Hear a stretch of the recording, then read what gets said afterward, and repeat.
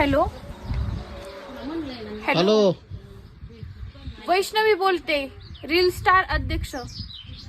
हा बोला ना. कुठे आहे?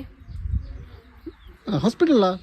अच्छा, ते आमचे एक रिलेटिव्ह पेशंट ऍडमिट आहे हॉस्पिटलला, जनरल वॉर्डला. त्याच्याकडं कोणीच डॉक्टर वगैरे लक्ष देत नाहीयेत. हा. तर येऊ का मी तिथं? नाही जा बघतो. हा मग बघा ना, 2 दिवसापासून पेशंट ऍडमिट आहे, कोणाचंच लक्ष नाहीये त्याच्याकडं. बघतो मॅडम बघतो. हा, का येऊ मी तिथं?